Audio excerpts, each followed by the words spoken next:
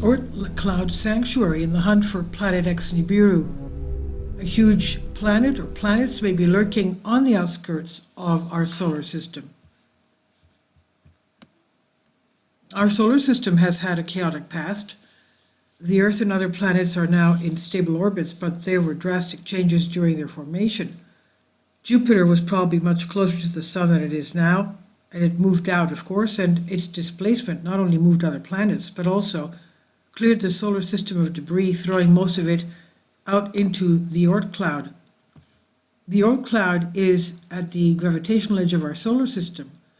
While most of the debris from the Oort cloud is likely relatively small, it's possible that planet-sized objects, even more distant than the hypothetical planet X Nibiru, are lurking there. In recent years, astronomers have begun to actively study the Oort cloud in search of the mysterious planet X Nibiru, hints of the existence of which were discovered in the middle of the last decade. Let's remember that the Sumerians used to call Jupiter Nibiru. Maybe they called some outer planet Nibiru. Now, some of the debris ejected from the inner solar system was likely thrown even further away. They escaped the sun's gravity and were left to drift through interstellar space. We know this is possible because we have had at least 2 cometary guests from other star systems. There were interstellar comets. We've also observed rogue planets that have broken gravitational bonds with their parent star, and there are many celestial orphans in the galaxy. But it also raises an interesting question. If a young planetary system could push back comets and planets, could other star systems take over some of these worlds? And this is the subject of a new paper accepted for publication in the monthly notices of the Royal Astronomical Society and available on the ARXIV preprint server. The team of scientists ran a series of computer simulations studying how planetary systems kick off large planets and how a planetary system can catch one. In order to be ejected, a planet must gain enough kinetic energy to get out of its star's gravitational pull. But it also means that the planet has so much kinetic energy that it would be difficult for another star system to hold on to it. And as with the visits of Oumuamua and Borisov, the interstellar comets, most celestial encounters with the rogue planet would have been fleeting.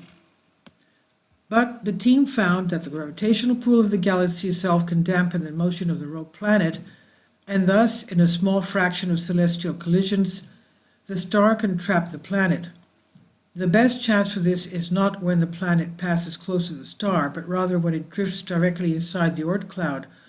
Most of the planets captured by the star will be on the outer edge of the system. Our calculations show that planets that formed inside the chaotically arranged Oort cloud or fell into it from the outside can exist inside it for billions of years. This suggests that large exoworlds should often be found in such regions of planetary systems.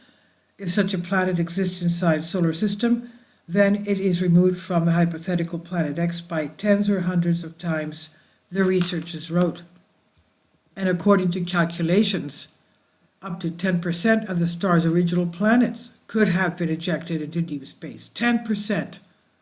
Given the dynamics of the galaxy and the early solar system, there is about a 7% chance that the solar system has a trapped icy giant planet in the Oort cloud, but the probability that an ice giant formed in the solar system was forced into the Oort cloud is about 1 chance in 200.